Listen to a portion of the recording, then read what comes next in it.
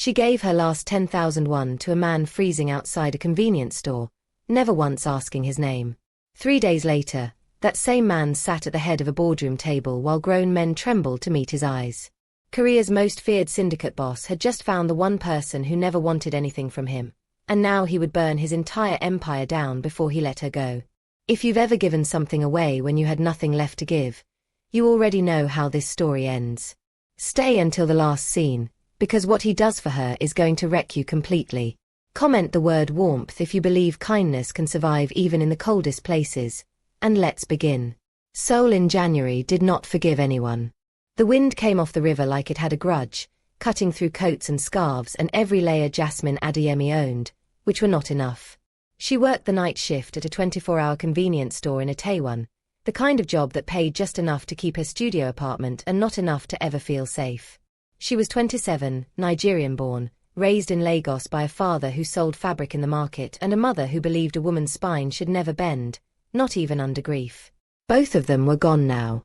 Jasmine had come to Seoul on a scholarship that fell through in her second year, and instead of going home in shame, she had stayed, working, surviving, sending nothing back because there was no one left to send it to. That particular night, closing up at 11, she saw him. A man sitting on the curb outside the store, no coat, shoulders hunched against a wind that should have killed him by morning.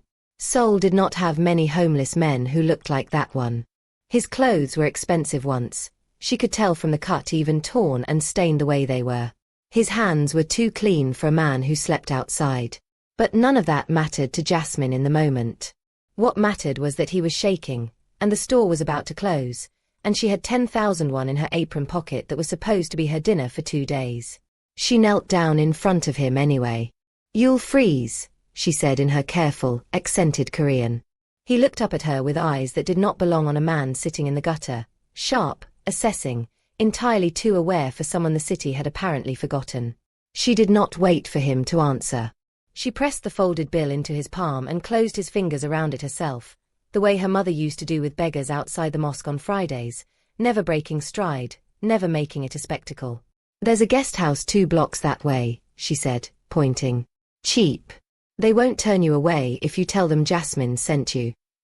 She straightened, pulled her coat tighter, and walked toward the bus stop without looking back, because in her experience looking back only invited trouble, and because she genuinely believed she would never see him again. She was wrong. The next morning, delivery trucks she did not recognize idled outside the convenience store before it opened, and a man in a black suit stood at the door asking the manager which employee had worked closing shift the night before. Jasmine, half asleep on the bus home, had no idea that a single act of 10,000 won and a kind sentence had already begun rearranging her entire life. Kang Min-ho had not slept on a curb in 15 years, not since he was a 19-year-old runner clawing his way up through an organization that ate weak men alive. He had returned to that particular corner deliberately, the way he sometimes did once or twice a year, wearing torn clothes and sitting in the cold, because it was the only way he had left to remember what desperation actually felt like before he made decisions that affected thousands of lives under his control. His lieutenants hated the ritual. His grandmother, before she died, had been the only person who understood it. He tested the city, and more precisely, he tested people, because it told him more about human nature than any boardroom ever could. In 15 years, no one had ever given him anything on that curb. People stepped around him, glanced away, hurried faster.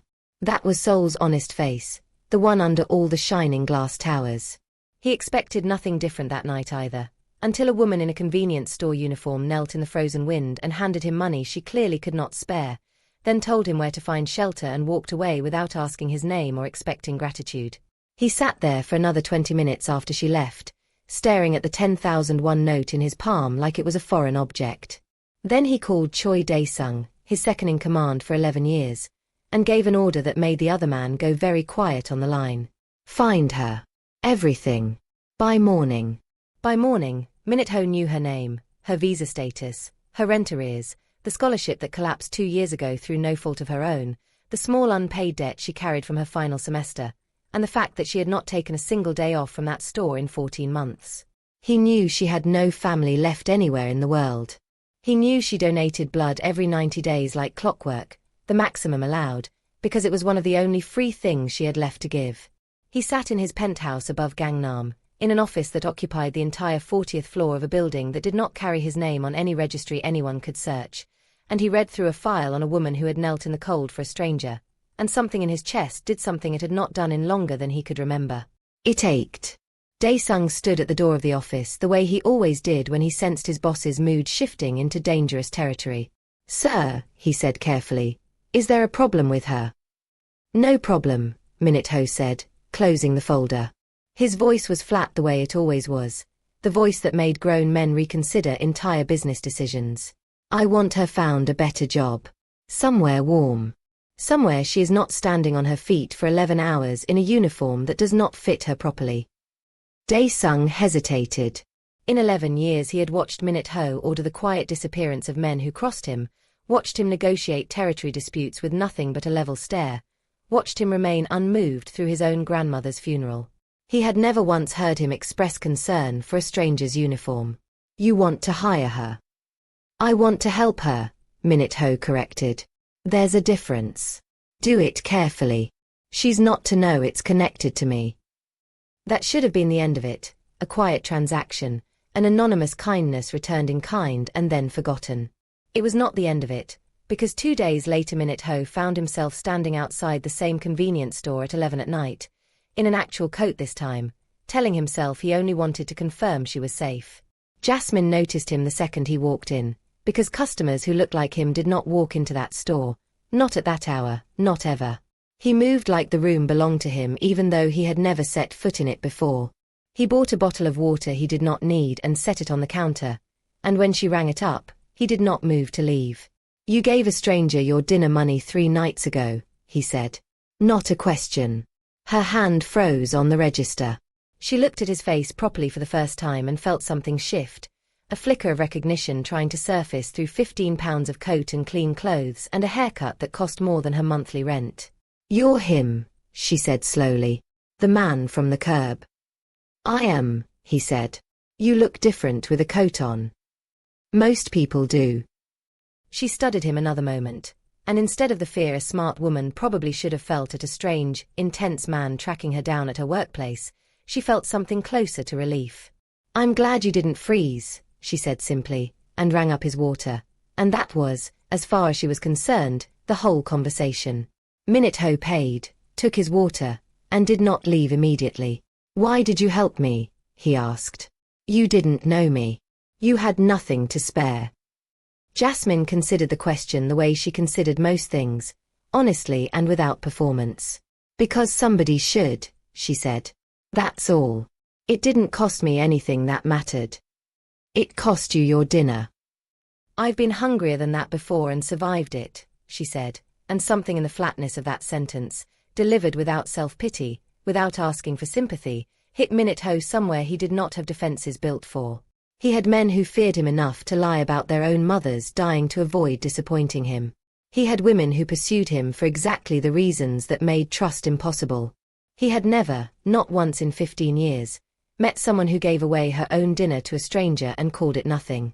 He left without buying anything else, and Jasmine went back to restocking shelves and did not think about him again that night, mostly because she had learned a long time ago not to waste hope on men who disappeared into black cars.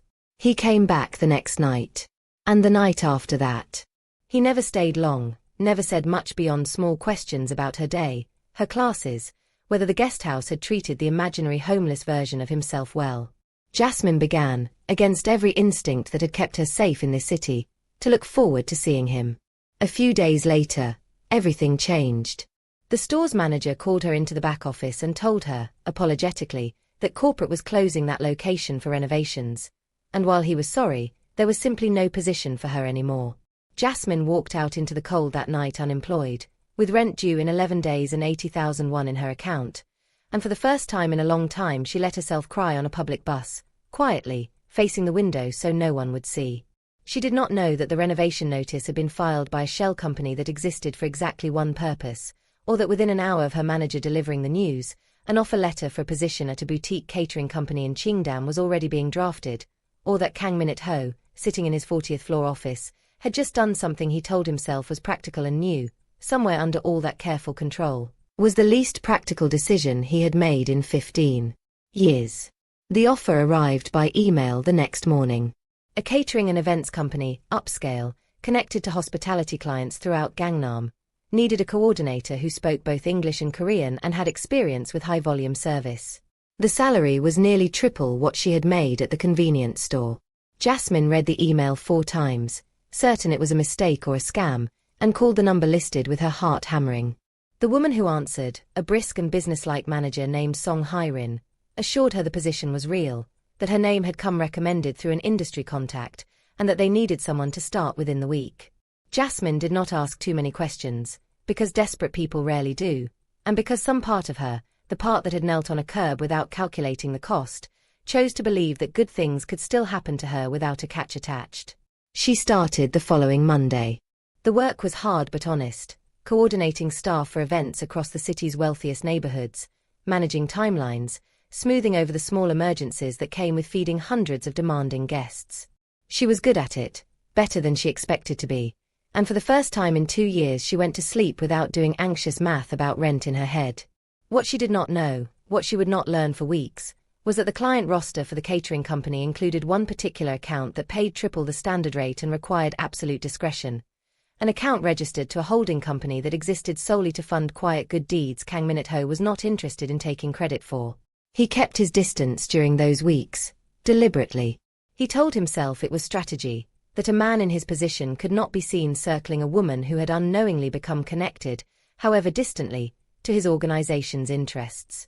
He told Dae-sung it was strategy too, and Dae-sung, who had known him since before either of them had blood on their hands, did not believe a word of it. You've had her followed for 3 weeks, Dae-sung said one evening, setting a security report on Min-ho's desk without comment. You've paid for her new job, quietly resolved her old debt, and put a man outside her building at night without her knowledge. That is not strategy, sir. That is a man who cannot stop thinking about someone. Min-ho did not look up from the report. Careful, he said, but there was no real warning in it. I've watched you order things done to men that would make lesser men lose their appetite, Dae-sung continued, unbothered. I've never seen you like this.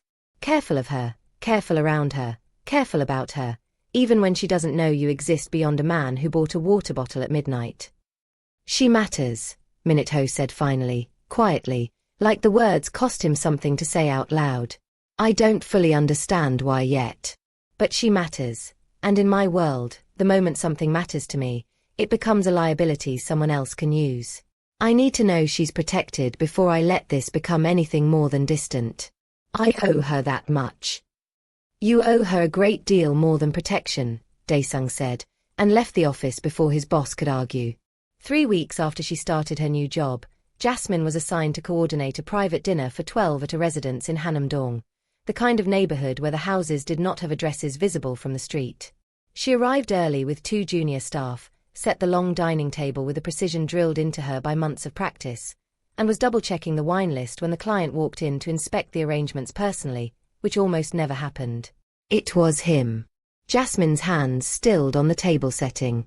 Kang Min-ho stood in the doorway of his own dining room wearing a dark suit that fit him the way expensive suits fit men who had never once in their lives worn something off the rack, and for a long moment neither of them said anything at all. You, Jasmine said finally, and it came out somewhere between an accusation and a question. This is your house. It is. You're the client. The one who pays triple rate and demands discretion. Understanding moved across her face in stages, first confusion, then calculation, then something colder. You got me this job. I recommended the company, he said carefully. I did not choose you specifically for the account. That's not an answer to what I asked. He did not lie to her, not then and not ever, not once in the entire time she would come to know him. I knew you worked there. I did not orchestrate every event to intersect with your schedule. Tonight was not planned to include you. But the job, Jasmine pressed, her voice tightening. The convenience store closing. That was you too, wasn't it? All of it, the renovation, the offer letter, everything. You didn't help me. You bought me. I gave you an opportunity you were qualified for, Min-ho said, and for the first time she heard something underneath the flat control of his voice, something that sounded almost like defensiveness, which did not match anything she thought she knew about powerful men. "I did not buy anything. You still had to do the work. You're good at it. Ask anyone at that company. Your talent got you the results. I only opened the door." "You opened a door I didn't ask you to open," Jasmine said. Her chest was tight in a way that had nothing to do with anger at Charity and everything to do with the particular humiliation of learning that a kindness she had believed was simply hers, earned through her own competence, had actually been engineered from a distance by a man she had met exactly 4 times. "Do you understand what it's like, being poor and being helped without your knowledge? It takes away the one thing you have left. The idea that you did it yourself." "I understand it better than you think," Min-ho said quietly. "I grew up with nothing. I know what it costs a person to lose the belief that their survival is their own." That stopped her. She looked at him properly then, past the suit and the house and the impossible wealth radiating off every surface of the room, and saw, briefly, the man who had sat shaking on a curb 3 weeks earlier. "Then why do it?" "Because you gave me your dinner without asking who I was," he said. "Because no one has done that for me in 15 years. Because I wanted, selfishly, to make sure the woman who did that never had to go hungry again, whether or not she ever knew my name." The room was very quiet. Somewhere behind them, one of the junior staff cleared her throat awkwardly and found an urgent reason to be in the kitchen. Jasmine felt her anger fracturing into something more complicated, something she did not have a name for yet. "I don't want Charity," she said finally, more softly. "It was never Charity," Min-ho said. "Charity expects nothing back and forgets the person the moment the transaction ends. I have not stopped thinking about you since the night you knelt in front of me in that wind." She should have walked out. Every rational instinct she had built over 2 years of surviving alone in a foreign city told her to collect her staff, finish the job professionally, and never take another assignment connected to his name again. Instead, she stood in his dining room with her heart doing something complicated and dangerous, and said, "Finish setting the table yourself, then. I don't work for men who lie to me about why I have a job." She turned to leave. He caught up to her in 2 strides, not touching her, just standing close enough that she had to look up at him. "I have never lied to you," he said. "Not once. I withheld the connection because I did not know how to tell you without it sounding exactly like what you just accused me of. Stay. Finish the job you're good at. And when it's done, let me explain everything, honestly, without the distance of a resume between us." She stayed.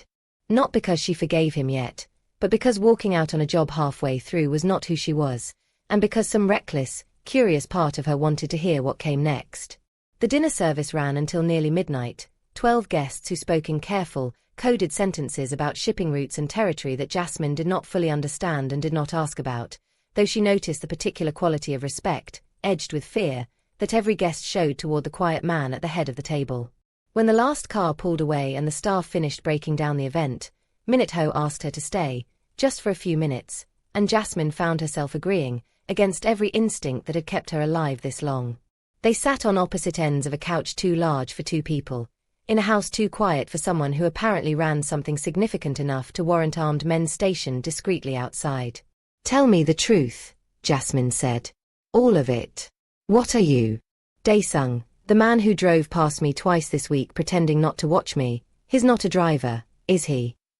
Min-ho did not flinch from the question, which she would later understand was rare for him, a man who controlled information the way other men controlled territory. "I run an organization," he said. "Not the kind that files taxes cleanly or answers to shareholders. My father built it. I inherited it at 23 when he was killed by a rival group, and I have spent the 11 years since making sure no one makes that mistake against my family again. People fear me because fear keeps my people alive and keeps chaos out of neighborhoods that would otherwise be preyed on by worse men than me. I am not a good man by any ordinary measure, Jasmine, but I have never once hurt someone who did not first try to hurt what's mine." She absorbed this slowly, the way she absorbed most difficult things, without drama, turning it over carefully before responding. "And now I'm what's yours."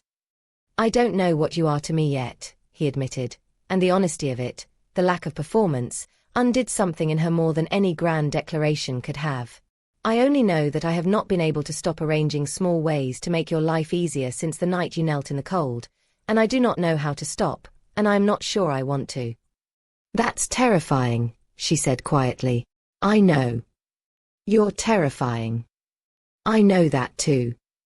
She almost laughed, despite everything, at the plainness of his agreement. Why me? You could have anyone. Women who understand your world, who wouldn't flinch at armed guards outside a dinner party. Because you didn't flinch tonight either, he said. Because you got angry at me for helping you instead of grateful, which told me more about your character than gratitude ever could have. Because in a world built entirely on people wanting something from me, you wanted nothing. You still want nothing. That is the rarest thing I have ever encountered. Jasmine looked at her hands, twisted together in her lap. I should be more afraid of you than I am, she said. You should be, he agreed. I would not blame you if you walked out that door right now and never took another assignment near my name again. I would make sure you were never troubled by it. I would let you go, if that's what keeps you safe. The offer, freely given without pressure, was somehow more disarming than any persuasion could have been. Jasmine sat with it for a long moment, weighing the danger against something she could not fully name, a pull she had felt since the very first night, watching a broken man on a curb accept kindness like he had forgotten it existed. I'm not leaving tonight, she said finally. I don't know what that means yet. But I'm not leaving. Something shifted in Min-ho's expression, subtle, the corner of his mouth, the set of his shoulders easing by a fraction most people would never have noticed. Jasmine noticed. She was beginning to notice everything about him. Over the following weeks, their world folded into itself slowly, carefully, the way two people build trust when one of them has every reason to be suspicious and the other has spent a lifetime being feared instead of known. Min-ho did not push. He showed up, quietly, consistently, the way he had learned mattered more than grand gestures, waiting outside her building on nights she worked late, not to control her but simply to make sure she got home safely, bringing food when he noticed she had forgotten to eat again, remembering small details about her life that she had only mentioned once in passing. Jasmine found herself softening toward him in increments she did not fully register until she was already deep in it. She learned he had lost both parents violently before he turned 25, his mother to illness his father's enemies had made sure went untreated, his father to a car that exploded outside a restaurant, a message meant to destroy the family entirely. She learned he had raised himself into the coldest, most controlled version of a man because softness in his world got people killed. She learned, slowly, that underneath all of it, he remembered the exact way she took her coffee after hearing her order it exactly once. You're different with me, she told him one evening, weeks into whatever this had become, sitting across from him at a small restaurant he had chosen specifically because it was quiet and unremarkable, nothing like the extravagant dinners she coordinated for his associates. I am, he agreed. I don't know how to be different with anyone else. I've tried, for years, to make sure nothing reaches me that I cannot control. You reached me anyway. Does that scare you? Every day, he said simply, but less than the thought of you walking away scares me. It was around this time that Choi Dae-sung began noticing changes in the organization's rival landscape that concerned him more than he let on to his boss. A syndicate out of Busan, led by a man named Oh Sung-jae, had been quietly expanding territory into Seoul for months. Testing boundaries, absorbing smaller operations that used to answer to Min-ho's network.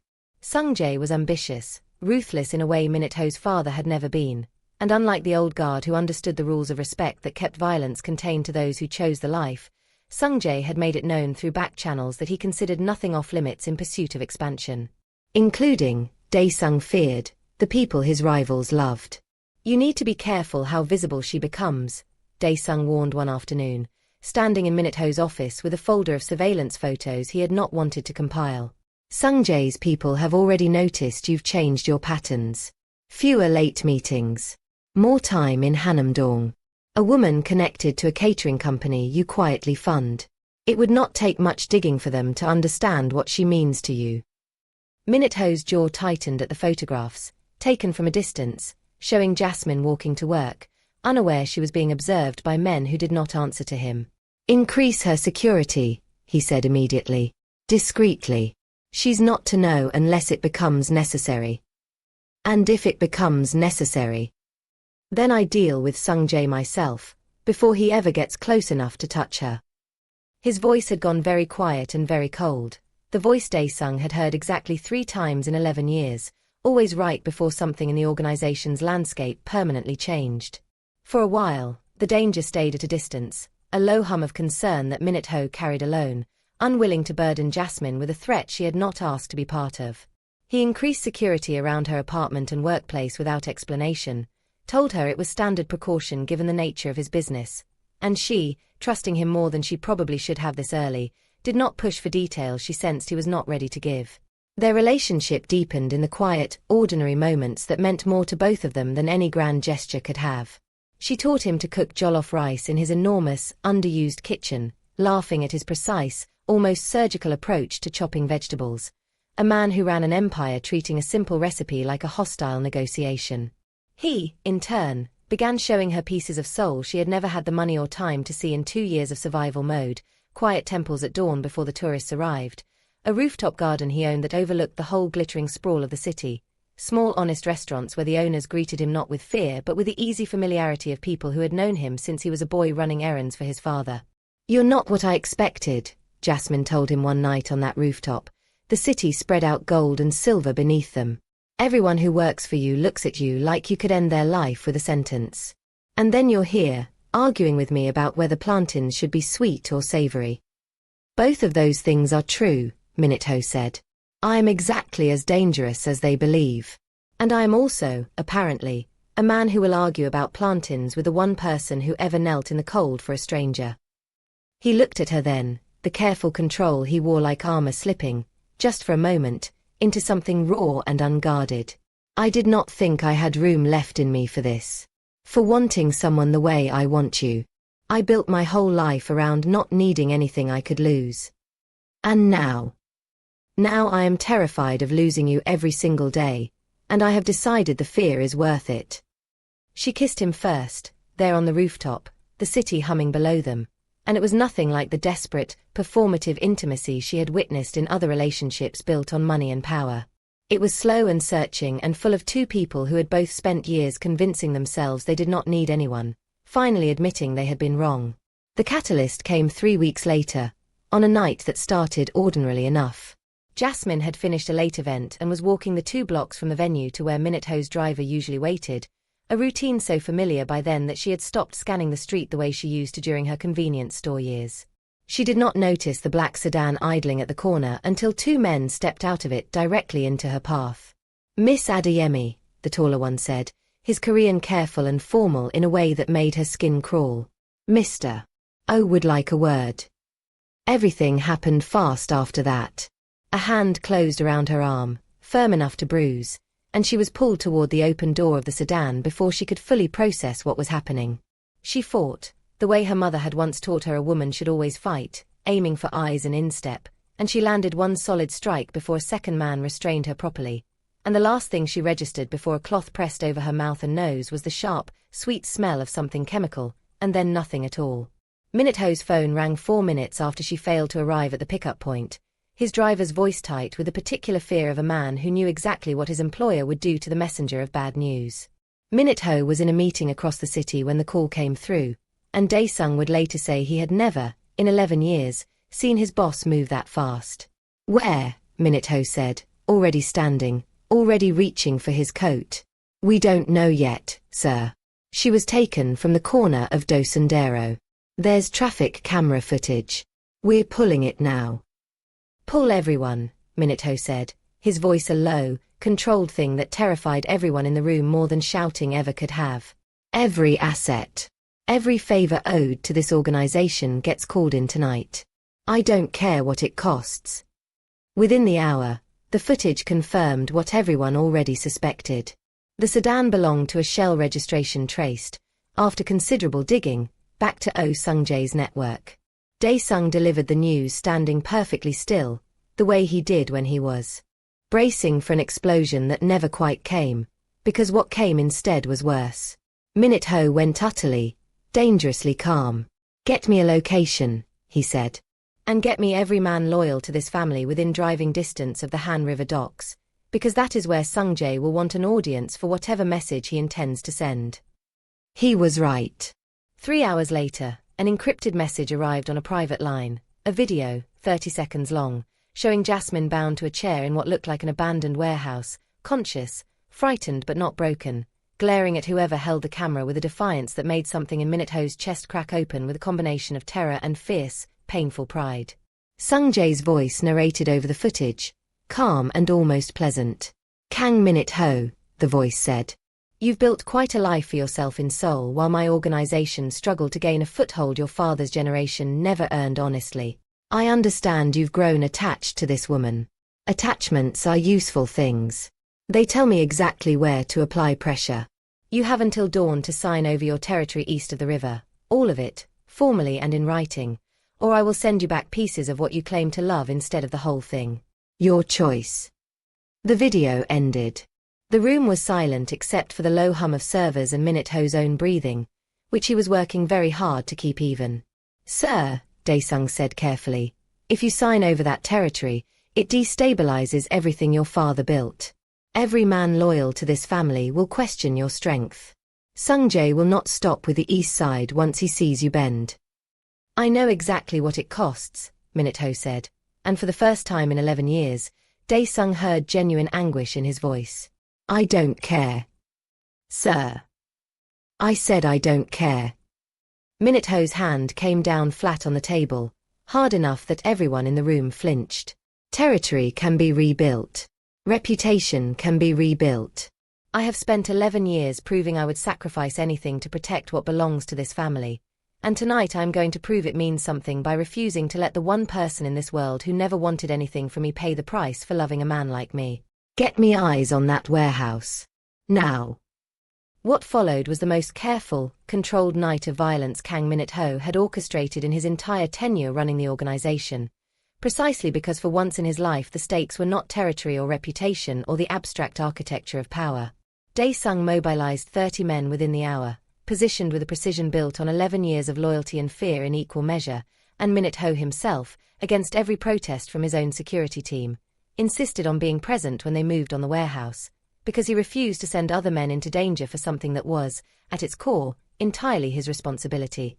They moved just before 4 in the morning, in the dead hour when even guards grow careless.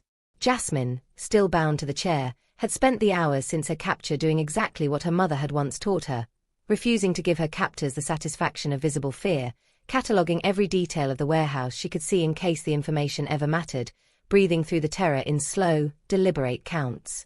When the lights cut and the shouting started outside, when the warehouse door came apart under something that sounded like controlled, professional force rather than chaos, she did not know yet that it was Min-ho's men, only that something had changed, and she held on to that uncertainty like a rope.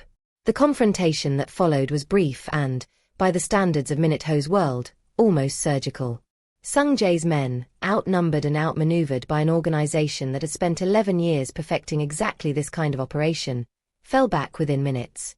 Min-ho found her himself, cutting through the last resistance with a controlled fury that Dae-sung would later describe to no one, because some things were not meant to be repeated even among the most trusted men. He knelt in front of her chair the way she had once knelt in front of him on a frozen curb, and his hands, when they came up to cut the restraints binding her wrists, were shaking for the first time in longer than either of them knew. I'm here, he said, his voice breaking on the second word in a way she had never heard from him. I'm here. You're safe. I'm so sorry. I'm so sorry it took this long. Jasmine, freed from the chair, did not collapse into relief the way a lesser woman might have. She looked at him, at the blood on his knuckles that was not his own, at the raw devastation on a face that the entire underworld of Seoul believed incapable of feeling anything at all, and understood in that moment exactly how much this man had risked to reach her. You came, she said, her voice hoarse from hours of forced silence. I will always come, he said. Every time. For as long as I'm breathing. Oh Sung-jae himself was not present at the warehouse, having sent lieutenants to execute the extraction while he waited comfortably elsewhere to receive news of his victory.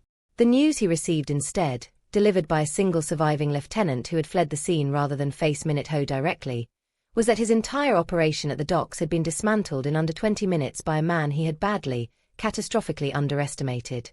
What happened over the following week was not warfare in any conventional sense, but something colder and more absolute.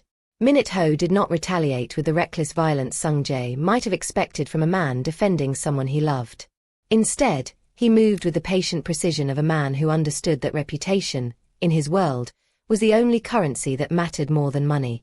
He called in every favor, every alliance built over 11 years of careful, respectful leadership, and within days, Sung-jae found every door in Seoul closed to him, every supply line cut, every ally suddenly and mysteriously unavailable. The message was unmistakable to anyone who understood the rules of that world. Touch what belongs to Kang Min-ho, and you do not simply lose a territory dispute. You lose everything. Sung-jae left Seoul within the month, his organization absorbed and dissolved by rivals eager to claim what remained of his collapsed empire. And Min-ho, true to the quiet code he had inherited from a father he barely remembered, did not pursue him beyond the city's borders. He's no longer a threat to what matters, he told Dae-sung simply, when asked whether they should finish the job entirely. I'm not interested in destroying a man for the sake of it. I'm only interested in protecting what I love. That's done now. Jasmine, in the days following her rescue, struggled with something she had not expected. Not fear of Min-ho's world exactly, but a creeping fear that she had become a liability, that loving him meant permanently existing as a target, that the safest thing for both of them might be distance.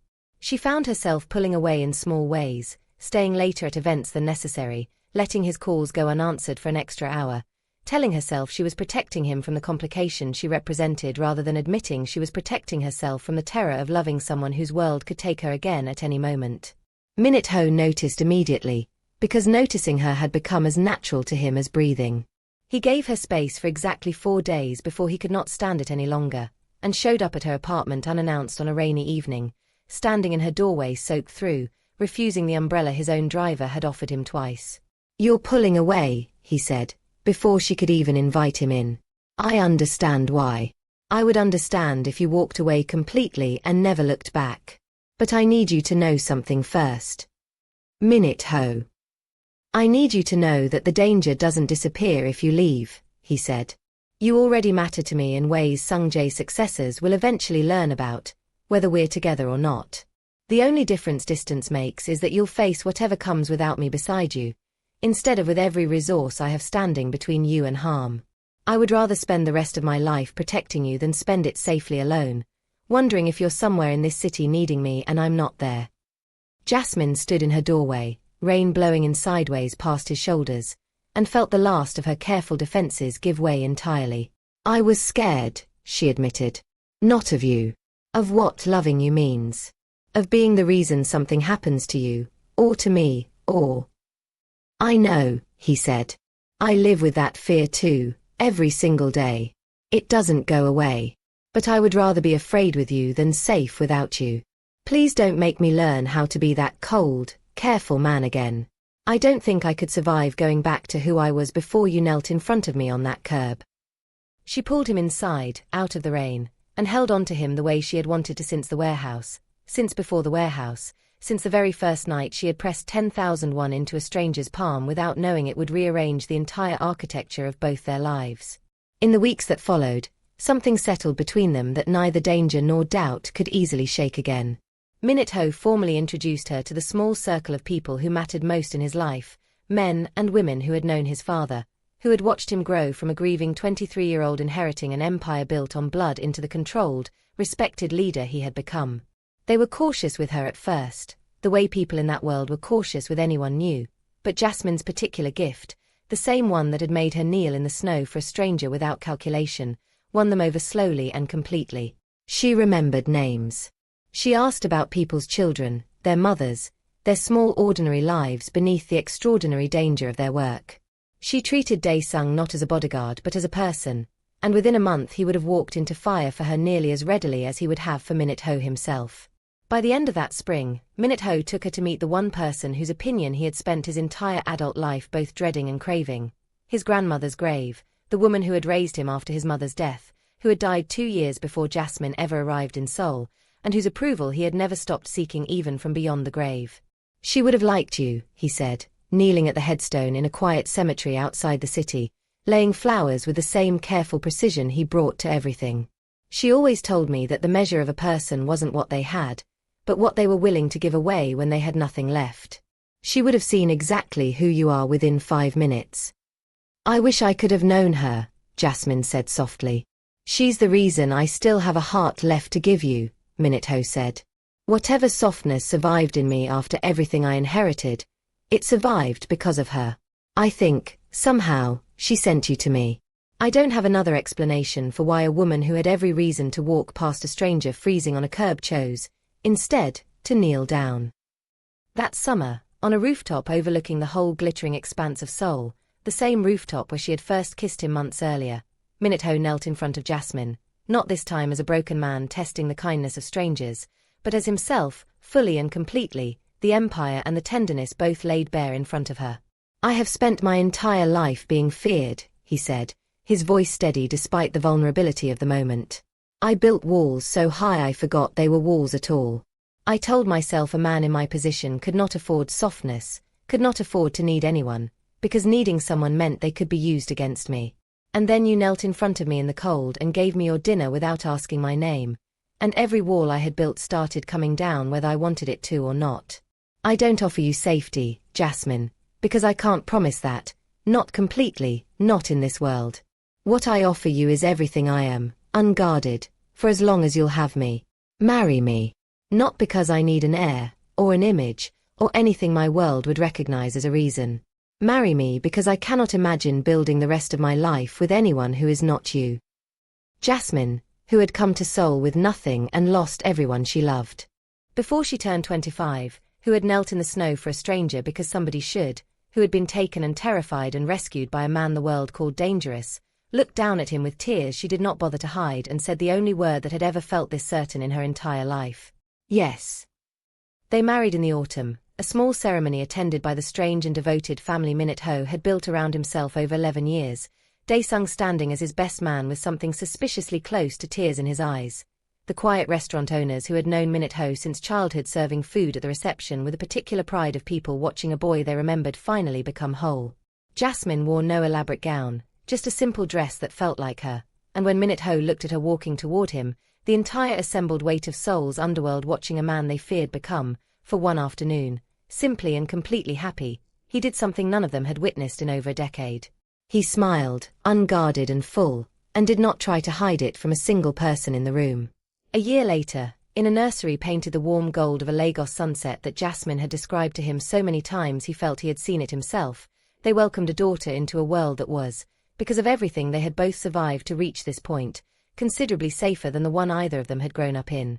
Min-ho held his daughter for the first time with the same careful, reverent precision he brought to everything that mattered, and Jasmine, exhausted and radiant, watched the most feared man in Seoul dissolve completely into the softest version of himself she had ever seen. What do we name her? He asked quietly, unable to look away from the small, sleeping face in his arms. Jasmine thought of the curb, the wind, the 10,001 she had never once regretted giving away. Ife, she said. It means love, in Yoruba. Because that's how this all started. Because that's what it turned into. Min-ho looked up at his wife, the woman who had knelt in the frozen dark and changed the entire course of his life without asking for anything in return, and understood, finally and completely, that every wall he had ever built had been worth tearing down for this. Ife, he repeated softly, testing the shape of it in his mouth the way he once tested the shape of gratitude, foreign and unfamiliar and now the truest thing he knew. Welcome home, little one. Your mother taught your father how to feel again. Now it's our turn to teach you everything we know about love. Outside, Seoul glittered on, indifferent as always to the small miracles happening inside its coldest hearts. But in that nursery, warm and golden and finally, fully safe, a family that should never have existed by any reasonable calculation of the world sat together in the quiet, and none of them would have traded a single freezing night on that curb for anything else in the world, because it had led them, against every possible odd, exactly here. This story reminds us that kindness costs nothing to give and everything to withhold, that the coldest hearts are often simply the most frightened ones, and that sometimes the smallest act of grace, offered without calculation, without hope of return, can quietly rewrite the entire shape of someone's life. If this story moved you, if you found yourself holding your breath through that warehouse, if you believe kindness is still worth giving even when the world tells you to walk past, let us know in the comments. Share this with someone who needs a reminder that love can survive even the coldest places. And if you want more stories about power, protection, and the kind of love that refuses to let go, subscribe, because we are just getting started.